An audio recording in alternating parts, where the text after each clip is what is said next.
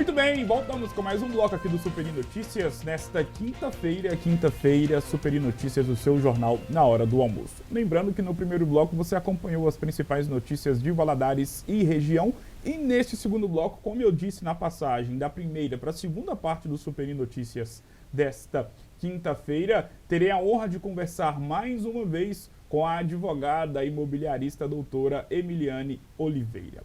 Ela que estará aqui, na verdade, já está aqui, para poder falar da relação de enchente, inquilino e dono do imóvel. Afinal de contas, de quem é a culpa? Já diria Marília Mendonça.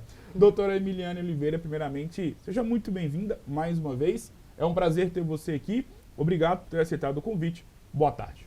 Boa tarde, Gustavo. É muito bom estar aqui novamente para poder falar sobre o direito imobiliário. Desta vez sobre um assunto um pouco chato, né? Exatamente. Mas que é importante, principalmente agora, no momento que a gente está vivendo, época do verão e, consequentemente, aumento das chuvas. Sim. E, infelizmente, aumento de alagamentos na nossa cidade.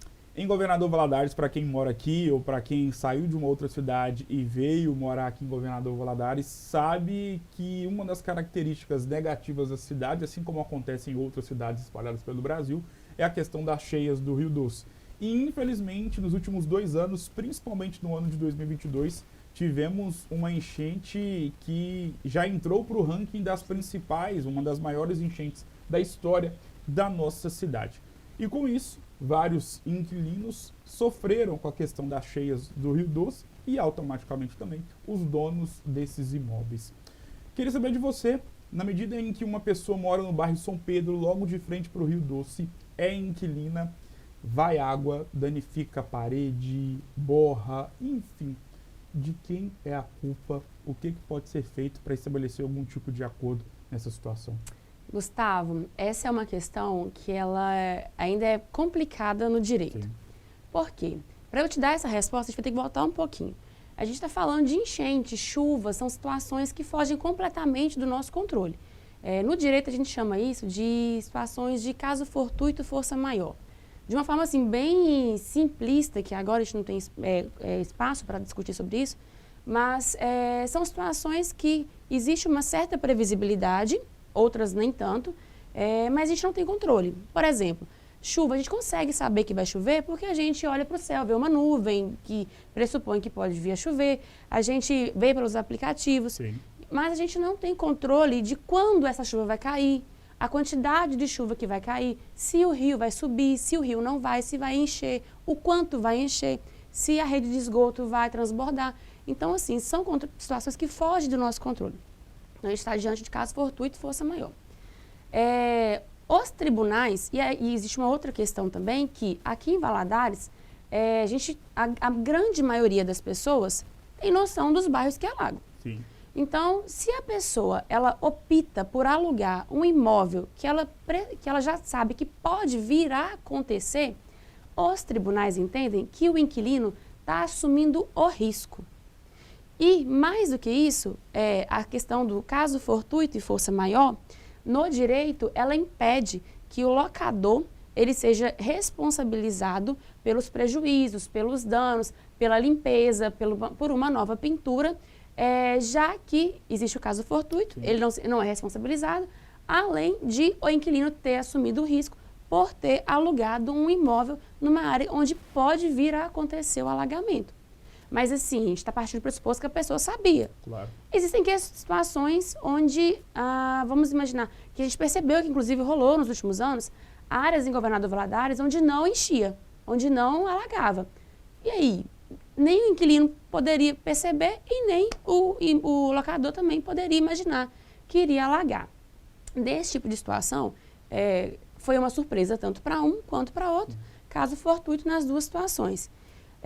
O que a gente faz na prática é seguir pelo caminho do acordo, do consenso.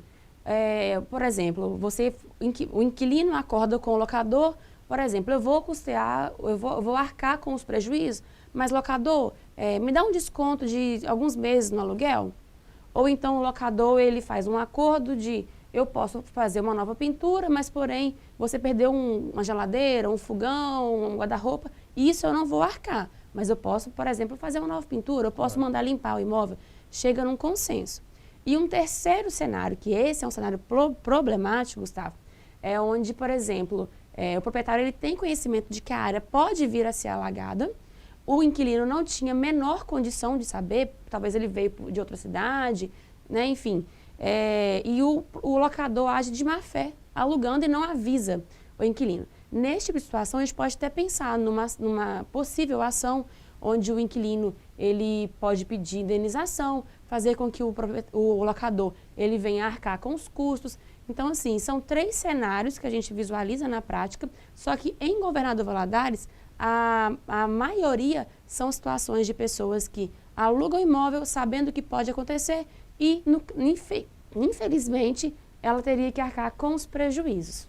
E em relação, e aí vai de encontro, com situações que acontecem na nossa vida pessoal e principalmente na nossa vida profissional, e ainda mais com você, que é uma advogada, a partir do momento que você recebe o pedido para poder auxiliar alguém numa questão jurídica, talvez a primeira situação que você tenta resolver com o seu cliente é a questão dos contratos.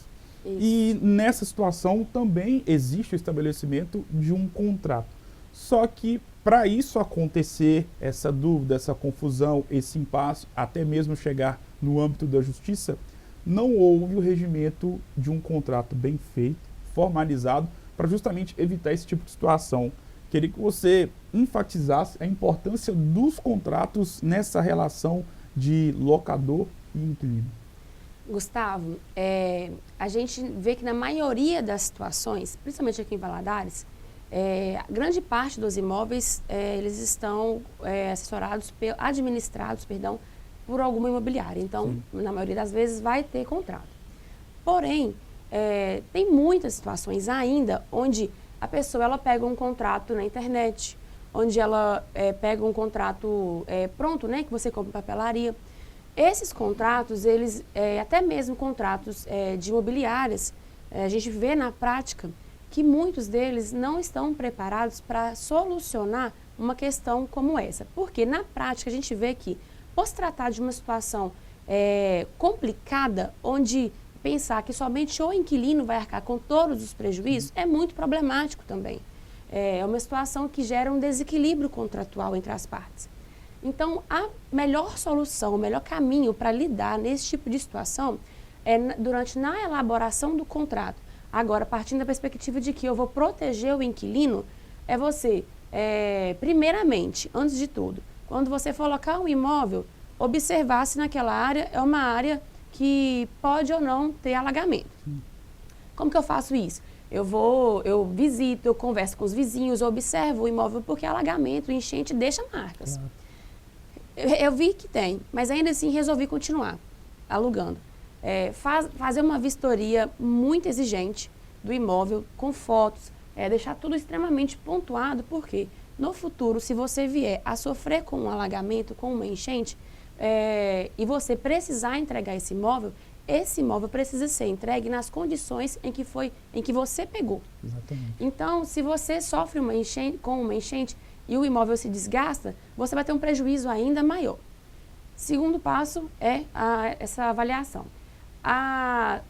O terceiro passo é, na hora de elaborar um contrato, deixar claro o passo a passo de como proceder nessa situação. Deixar claro quem que vai limpar, quem que vai ser responsável pela limpeza, quem vai ser responsável por uma nova pintura, quem vai arcar com os prejuízos, deixar isso de uma forma muito clara, muito didática, para evitar prejuízo. Agora, se eu estou partindo do pressuposto que eu vou defender o locador ele pode dizer, numa cláusula contratual, de que o inquilino ele tinha ciência que é uma área onde poderia acontecer um alagamento,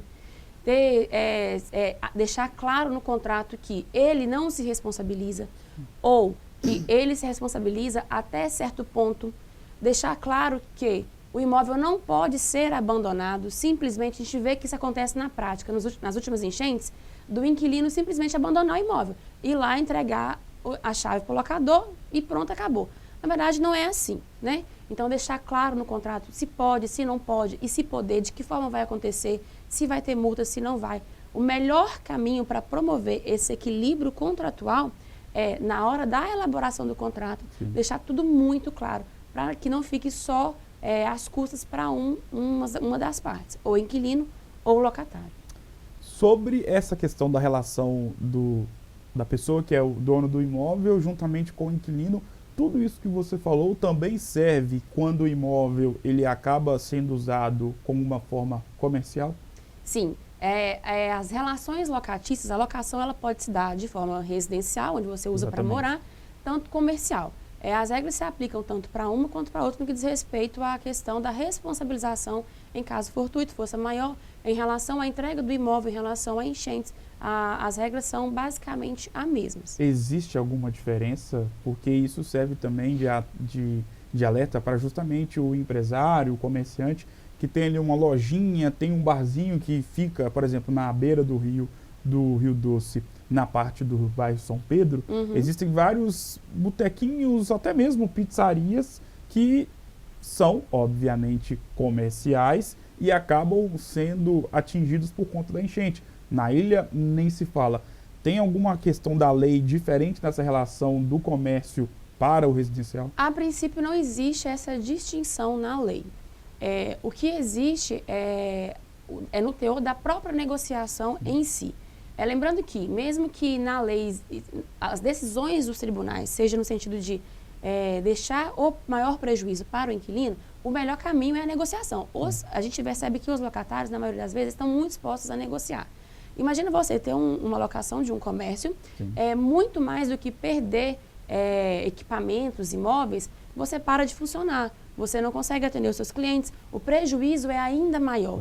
Então, você pode se utilizar deste argumento, da questão da possibilidade de ter enchente para conseguir, talvez, uma redução do aluguel, claro.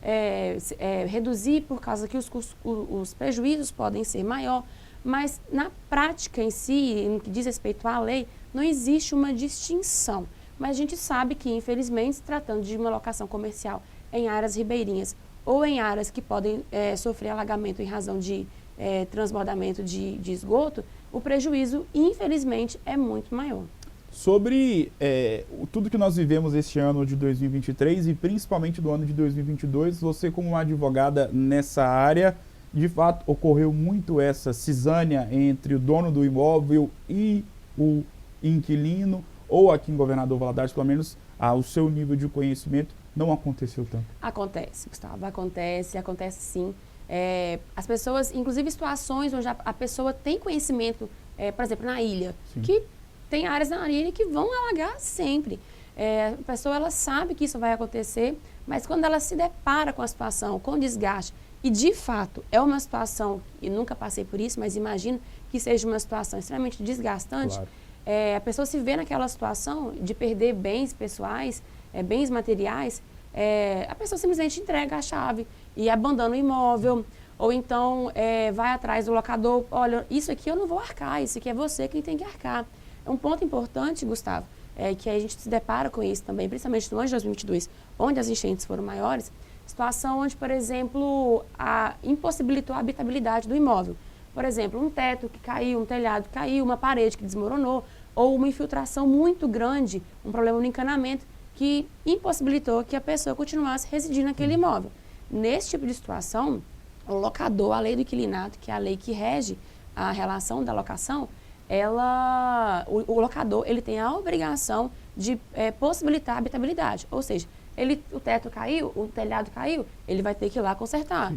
Teve uma infiltração, ele tem que ir lá e resolver. Mas na prática, isso aqui em Valadares aconteceu muito, principalmente nos últimos anos, e diversas situações têm sido levadas a juízo para se resolver, porque não tem conseguido, infelizmente, solucionar essa questão por vias do consenso ou extrajudicialmente. Além, vamos voltar em uma das suas explanações em relação à questão do contrato, que creio eu que seja de suma importância, principalmente nessa relação, né, do locador com o inquilino.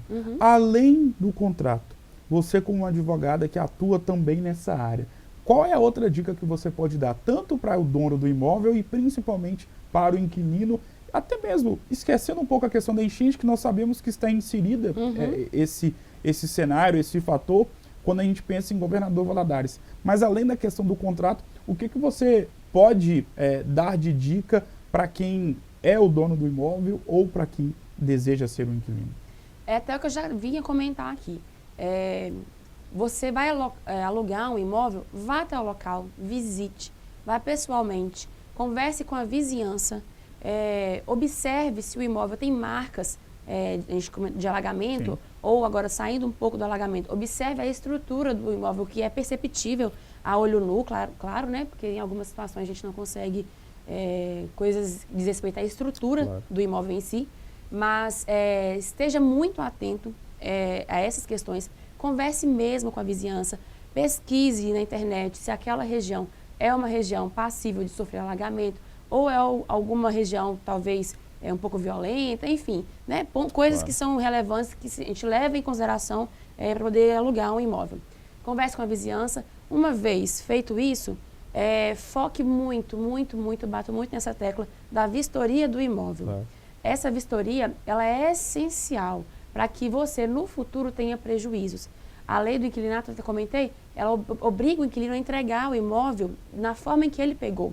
E se ele pega esse imóvel e ele não faz uma vistoria bem feita, com fotos, com documentos, tudo minuciosamente apontado, quando ele vai entregar esse imóvel, ele vai ter que entregar da forma como o locador entendeu que deixou para ele. Aí vai ficar a palavra do locador contra a palavra do inquilino, não tem nenhum documento, não tem fotos comprovando os problemas. Então, são as principais dicas que eu dou para as pessoas que estão pensando em alugar um imóvel.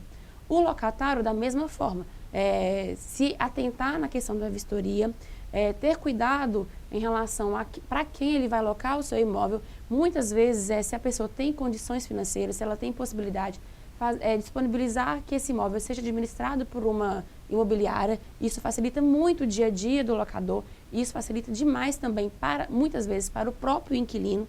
Então, seria basicamente os cuidados principais no contexto de locação. Fugindo um pouco da questão das enchentes, dos problemas que podem surtir, essas dicas elas são válidas para qualquer situação de locação. E jamais, e aí incluindo todo o cenário no qual um advogado ou uma advogada, como é o seu caso, está inserida, jamais um contrato boca a boca, né? Sem nada algo formalizado. Exatamente. Gente, contrato boca a boca, que diz respeito a imóvel... Nem se for muito conhecido, se for um grande amigo. Não faça isso, não faça. É bom ter assessoria de um advogado, porque você... Com diz respeito a imóvel, Gustavo, a palavra, infelizmente, ela não tem força.